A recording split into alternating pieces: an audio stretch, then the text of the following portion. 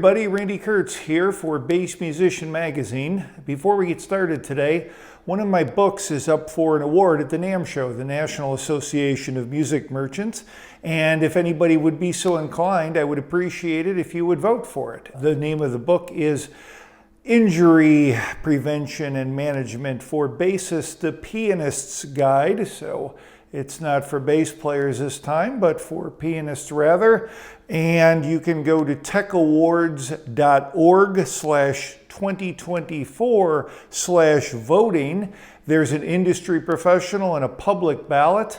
The industry professional is if you're a NAMM member. The public ballot is if you are not. You can vote one time per email. The category is Audio Education Technology. Again, the name of the book, Injury Prevention and Management for Musicians, the Pianist Guide. Public ballot for most of you, industry professionals for NAMM members. And if you feel like you'd like to go there and vote, it'll take a minute and I sure would appreciate it.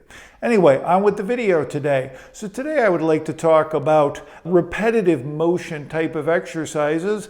And while we know they can cause tendinitis from going and doing the same thing over and over and over again, they can also cause a condition called focal dystonia, of which there's a lot to be said about. So we'll talk about that more in another video, or you can read about it in one of my books. But essentially, it's a condition which is not really well understood.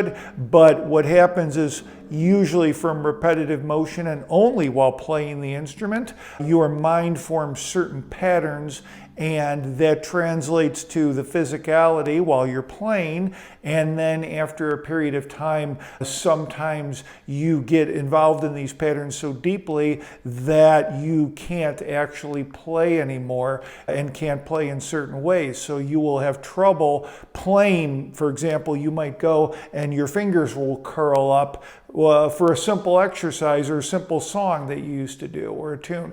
There may also be tendencies for one finger to not work or a couple of fingers to not work. Again, it has to do with the brain having these patterns. So whether it's tendinitis or focal dystonia or any type of repetitive motion exercise we're trying to avoid, what I'd like to talk about today is pretty simple. Mix up your practice routine. I noticed that if I'm running scales, whether it's in front of the TV or whether it's with intent to get everything right, when I start going a little faster, I'll miss a note or I'll miss maybe one of my fingers. So whether I'm doing scales or I'm doing modes sort of absent-mindedly just to get some circulation going and get some facility happening, I might miss maybe my fourth finger, third finger if you're counting these, not the thumb. I may miss that going down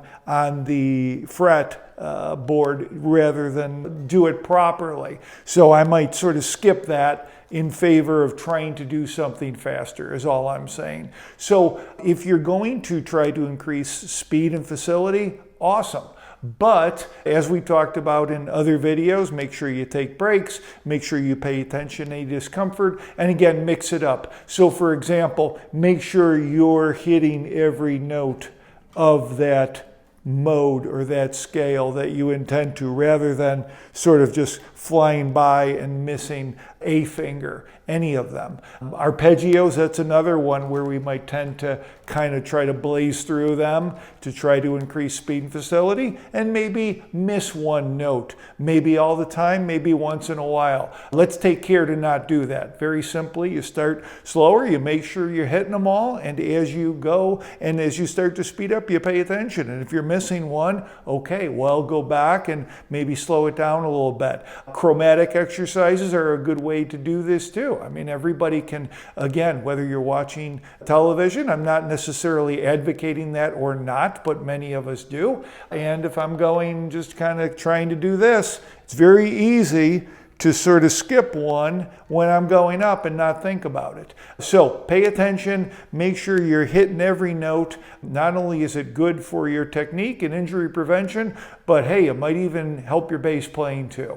Okay, Randy Kertz, thanks a lot. As always, you can always reach me at Dr Kertz www.drkertz.com. There's a contact feature on there, or my email, drkertz8@gmail. And again, if you feel so inclined to vote for my book, Injury Prevention and Management, The Pianist's Guide, Audio Education, Technology category, techawards.org/2024/voting, public ballot for the regular folk and industry professional for NAM members only. Thanks a lot. See you next time. Bye-bye.